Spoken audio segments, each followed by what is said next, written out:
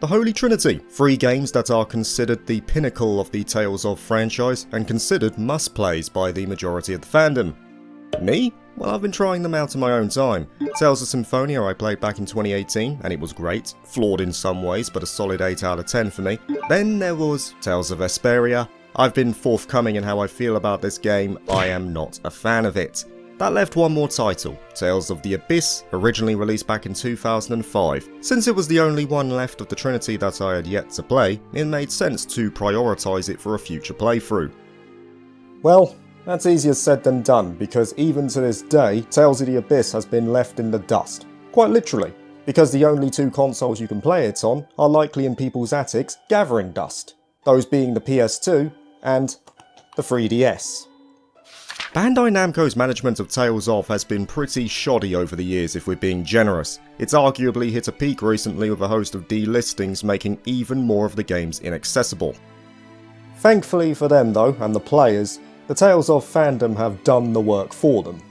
With Emulation, I was able to play the PS2 version with a HD texture patch, courtesy of Life Bottle Productions. It wasn't perfect, there were some graphical glitches here and there that I couldn't iron out, and that's more on me. I dare say if I was more tech savvy I could have found a solution, but it's still a far cry from playing at native resolutions. I thank them for allowing me to play the game in its undoubted best form.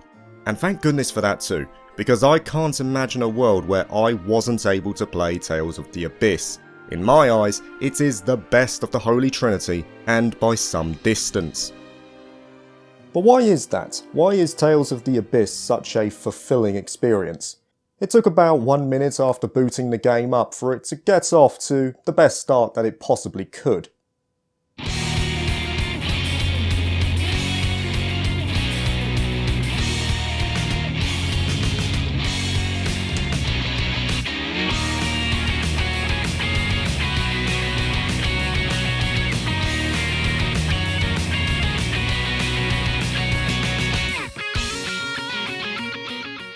How cool is this opening theme tune? It is without question my favourite opening of the Tales of games I've played thus far. Symphonia's was good, as was Vesperia's, but neither of them measure up to this. This instrumental rendition just pumps you up for the adventure ahead, along with the decent animation to back it up. It is worth noting too that the opening theme Karma has 2 different variants depending on what version you're playing. Play the English version, you get the instrumental, play the Japanese version, you get the lyrics. I imagine there was a copyright issue linked to this, but it doesn't matter. Both are top tier and starts the game off strong. When you start a new game, you're introduced to the main protag, Luc von Fabre, a member of royalty on his mother's side who has been locked away in his manor after being kidnapped 7 years prior, though he has no recollections of the events or anything before the kidnapping. For his safety, he is sheltered in this manor at the cost of being perpetually bored. The coddling has also caused Luc to develop a somewhat brassy attitude. Eventually, a new character called Tyr tries to assassinate his instructor Van, but a resonance happens between Luc and Tyr, causing the 2 to be transported to an unknown region. With no other goal than to get back home initially, Luc and Tyr set off on their journey. Exploration is pretty standard of a Tales of game from this era, a large open map where you move from location to location to advance the story. When you enter one such landmark, you go into a separate instance of the zone where you can explore more thoroughly. Tales of the Abyss, I feel though, strikes a good balance between venturing down optional routes but also providing the path forward. There's plenty to find if a player chooses to do so, including new abilities, equipment and even content linked to side quests, of which there were plentiful highlights. My personal favourite being the quest to unite 2 enemy generals in holy matrimony. You can also find some mini-games here and there which vary in quality. This warehouse box puzzle for instance, of which there's a few of them, is fine, but then there's stuff like this stupid stealth mission which I can't stand at all. I mean look, there is no way he can see me here. His back is turned. What the f? The overmap on the other hand is a bit more obtuse in some cases. The game often gives you a rough direction, but in some cases it'll merely tell you where you need to go, like go north, and you've just got to find it in that general direction. This would sometimes mean I was moving around the map searching for any location that I had yet to visit in the hope that it would advance the story. It wasn't too frustrating, most of the time the directions given were self-explanatory, but there were a couple of notable instances where it took me over 10 minutes to find where I was meant to go. The true enemy though? The buildings. Seriously, whoever designed Darth Cathedral must have been a sadist. I understand it fits the theme of being a maze to deter invaders or whatever, but trying to actually get around it was nightmare fuel. Anytime I had to revisit this place, I cried a little inside. Some of the dungeons are also fairly long, though they were never at the level of, say, a Tales of Arise. In fact, I think the length of the final dungeon in particular was just right, interspersed with plenty of story moments too to keep the trek through engaging. Overall, exploration as a whole is fine. It can be frustrating, but it's nothing I haven't seen before. Same can be said of the combat. I wasn't expecting to be blown away by it or anything like that. It was going to be something similar to Vesperio's Symphonia, and, well, that's exactly what I got. It's another take on the patented linear motion battle system from the other games of that period, so there's not much to say about it from my personal standing. It's a better version than shown in Symphonia, but doesn't have the mechanical depth of Vesperia, at least not in the later stages. But everything that made the battle system fresh is there. The ability to freely move around, AD skills that are linked through equipable capacity cores for each character, the use of arts that can be linked together for greater combos. It's just a fun battle system overall. Even so, Abyss does have something that sets itself apart called the Fields of Phonons. When a character uses an art that has a certain elemental alignment while standing in a lit circle of Fields of Phonons, it creates an additional effect for that art, increasing damage or yielding other results like knocking the enemy over. So for example, if an ice-based Fields of Phonon is lit on the ground, you can use Luke's Guardian Field to capitalise on that field since the art is also of the ice alignment. As a result, it was easy to pick up, and I had no issue taking out some of the optional bosses in addition to the main story, which were often worth it as well for the equipment and experience they gave. Yeah, though, that wasn't always the case. Take this hunking pile of meat for instance. At this part of the story I'm basically told to run away, but as is the case in much of the game you can actually take this guy out, which I did in this case, and I got nothing. Second time maybe? Nah, still nothing. It turns out that you have to finish the sequences first by leaving the area and then coming back to finish the job. Only then will you get a reward. Like, it makes sense, because the behemoth is a needed proponent of that part of the story. There are a couple of scenes that use it as you escape, so I get the idea that they can't allow it to be defeated, because then those scenes will have no continuity. But still, I took him down. I want to be rewarded for that. If I didn't have it in my head to try one more time after leaving the area, I never would have gotten the reward. It just feels player hostile, despite mine understanding the reasoning. It's a weird dichotomy going on here. Anyway, back to the combat. You'll sometimes find phonic slot chambers around the world that fall into one of 4 categories. You can add these to specific arts and it enhances them in various ways, like lowering their cost to activate or increasing damage. Like I say, I had fun with it. It wasn't too complex, yet still wholly engaging to work with right to the end. And the use of the phonic arts and all the mechanics tied to them added a neat layer of depth tied to the world of Abyss itself. And while playing through the game, you will hear a lot about phonic arts. Tales of the Abyss is not afraid to push out the jargon early on. In short, the world of Aldrant, which is the world that Abyss takes place on, is composed of phonons, which are basically the particles that make up the planet. They are split into 6 different elements, with a mysterious 7th phonon forming the basis of much of the game's narrative trajectory. Here is a rough idea of the kind of stuff you'll be listening to when phonons are the topic of conversation.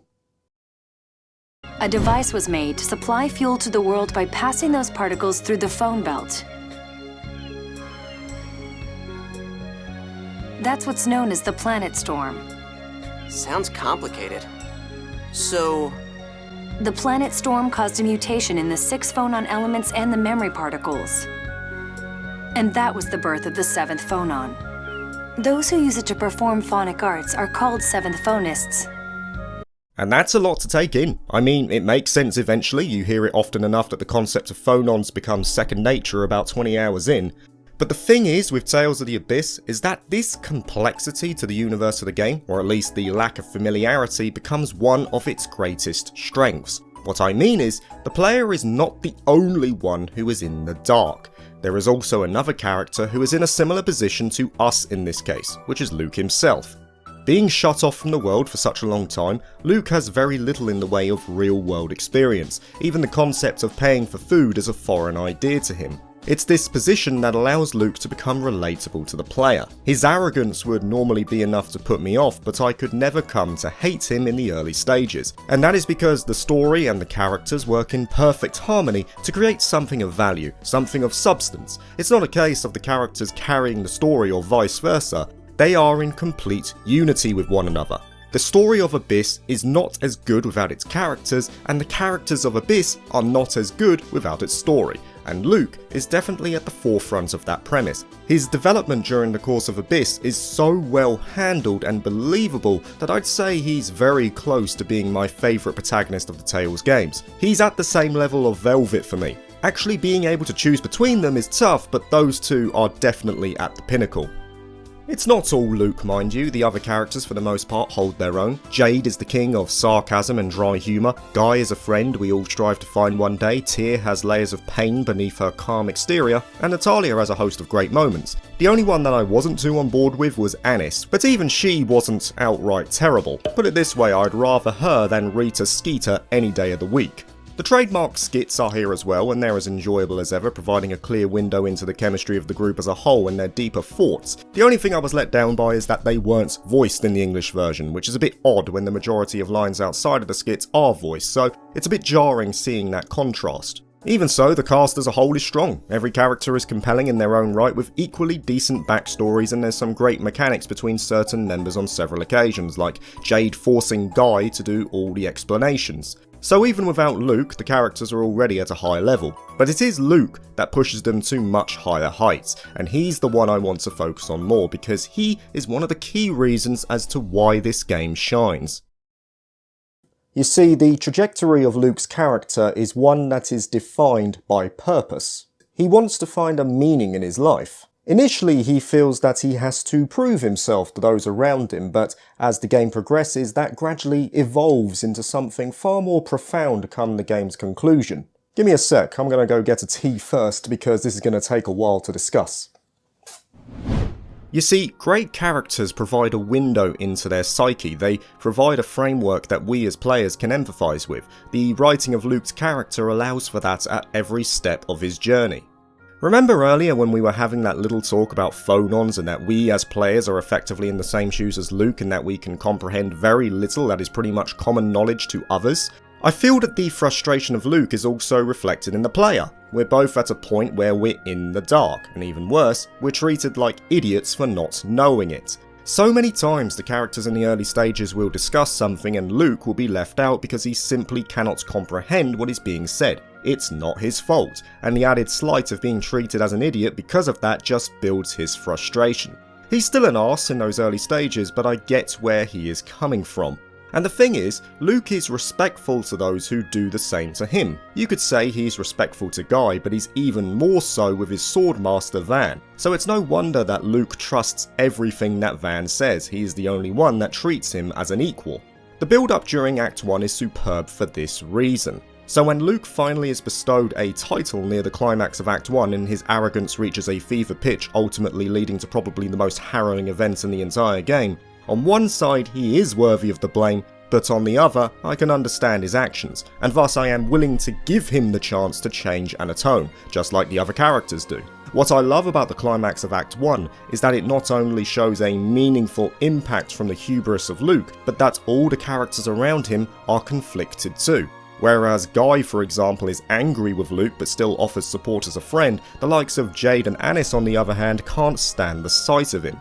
Luke resolves to change, but he has to prove that resolve to everyone else around him, and it gradually builds to that ultimate redemption. And the story never really lets up. There's always a focus on what the main goal is, though it doesn't always maintain the same level of quality. It does stumble at points. I do think Act 2 is the weakest part of the game, as there's a lot of back and forth between areas without much substance, but even that has some memorable developments. I am glad to say though that come the final act, it reverts back in kind. I'd still say Act 1 was the peak of the game, but the final act is pretty close to it in terms of impact and the deeper meaning of the story.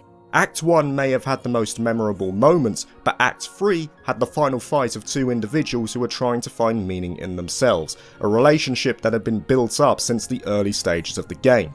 This is why I think Abyss is leagues ahead of Vesperia on the storytelling front. Compare the clash of ideals of Yuri and Flynn versus the clashing of ideals of Luke and Ash. Yuri and Flynn's ultimate face-off kind of just comes out of nowhere. The story went off the rails, and the great theme it had going in those early stages ultimately fell apart too. So when it's revisited later on, it has no meaning, it has no impact. I don't care about what is happening because there has been no relatable build-up to that moment. On the other hand, Luke and Ash's relationship is built up over the course of the entire game. It is revisited, it develops and evolves, so that when they both draw their swords against each other in the final dungeon, it has far greater meaning and significance in the ethos of the story of Abyss. The fight itself may be easy, but the actual moments means far more than what is happening on the screen.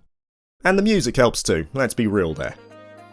Yeah, like I told you, it was going to take a bit of time to explain, but I wanted to explain it as best as I could to illustrate my point as to why I feel Tales of the Abyss is the best of the Holy Trinity, and by quite a distance as well. There are flaws to the game, there are design decisions that haven't aged too well for modern audiences in regards to, say, exploration, and there's no doubt that later iterations of the combat are deeper mechanically. But what Tales of the Abyss does so well is that it intrinsically links the strongest parts of its experience into one solid thread. Neither can excel without the other. Those are the characters and the story, a combining of two elements into one whole that becomes greater than the sum of its parts. Story is where I derive the most enjoyment in a JRPG. If it can nail that, then it's very likely to remain in my notepad of positive experiences. And Tales of the Abyss, without question, is now within that notepad for perpetuity. If anyone now comes to me and tells me that the Tales of games can't do good stories and that I should just look over that and look at the gameplay only, I'm going to point them to games like this. At the end of the day, they've proved that they can do it with games like Tales of the Abyss, so there's no excuse as to why they shouldn't be able to do it in the future as well. Thank you for watching this video. If you liked it, please like and subscribe for more JRPG content and consider joining my Patreon if you're interested. Peace.